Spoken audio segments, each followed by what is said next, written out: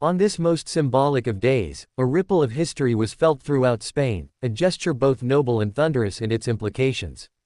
It was June 19, 11 years to the day since Felipe VI ascended to the Spanish throne.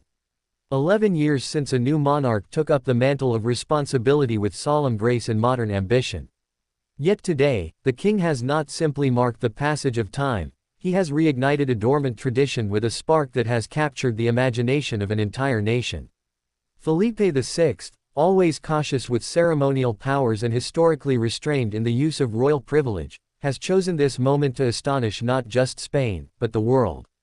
From the heart of Zarzuela, a proclamation was made, brief in form, seismic in meaning. For the first time in his reign, the King of Spain has exercised his right to grant noble titles. 6 in total. 6 new names to be etched into the eternal ledger of Spanish aristocracy.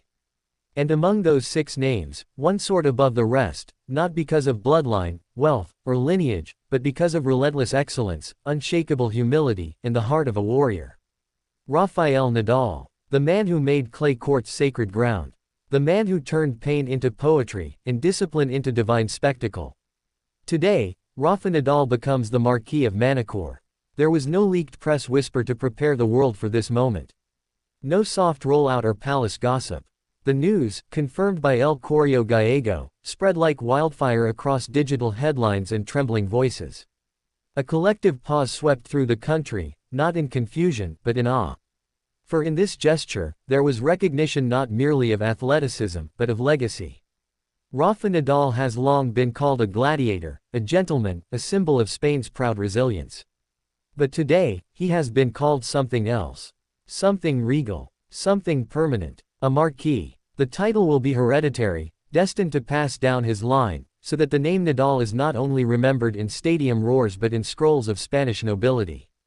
This was no mere vanity award. No PR stunt to charm the headlines. This was a royal decision steeped in symbolism. In elevating Nadal, Felipe VI has elevated a certain idea of Spain itself. A Spain of quiet strength. Of sweat-drenched honor. Of humility carved into greatness.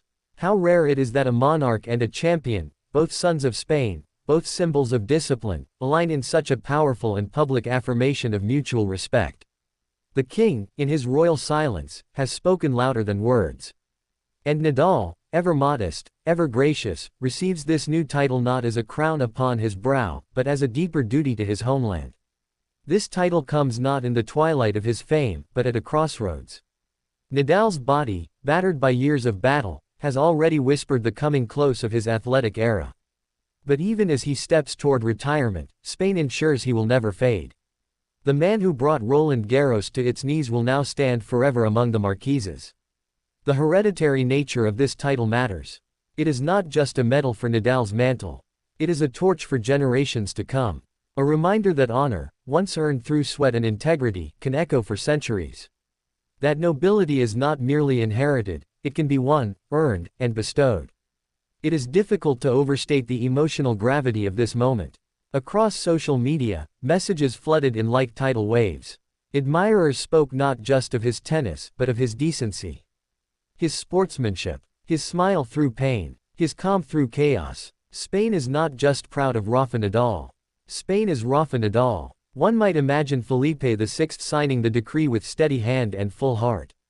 One might imagine the king thinking not of power, but of legacy, of what it means to be remembered, and who truly deserves that kind of permanence.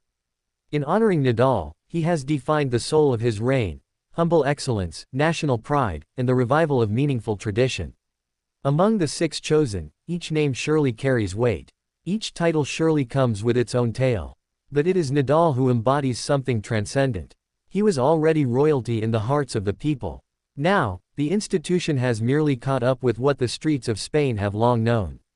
It is poignant to remember that Rafa never asked for such honors. He never demanded attention, never courted fame. He stood on podiums not to gloat, but to share, to thank, to reflect. In every speech, he represented Spain not just in accent, but in soul. This is why today's announcement reverberates far beyond the borders of sport or ceremony. It speaks to something deeper. To a nation starved for dignity in public life. To a people weary of scandal and thirsting for symbols who endure. And so, from the red clay of Paris to the golden parchments of the Spanish crown, Nadal's journey has now taken a new, eternal turn. The man who made millions weep with triumph now holds a title that no injury can take from him, no defeat can tarnish. Parents will tell their children that Rafa Nadal, the boy from Majorca, became a marquis not because he was rich, but because he was right.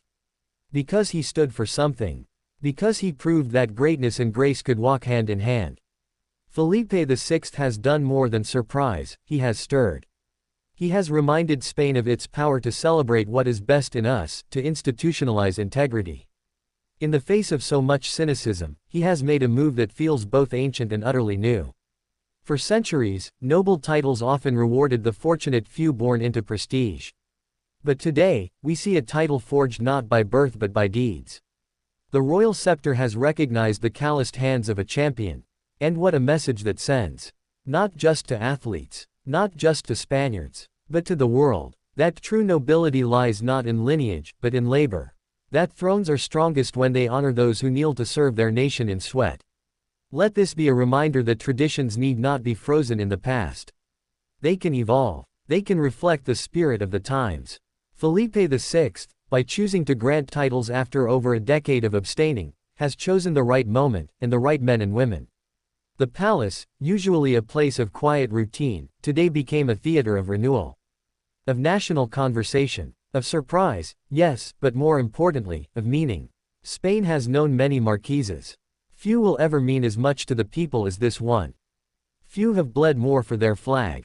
Few have offered more without asking for anything in return. This act binds two legacies together. Felipe VI and Rafa Nadal. One by blood, one by battle. But both forever entwined in history now, as monarch and marquis. So let the bells ring in Manacor. Let the clay courts whisper stories of a boy who never gave up. Let children dream not just of trophies, but of honor. Because today, Spain remembered how to honor its greatest sons, not with fleeting applause, but with eternal words etched in law. Marquis Rafael Nadal. It has a ring to it. A ring of triumph. A ring of grace. A ring that will echo through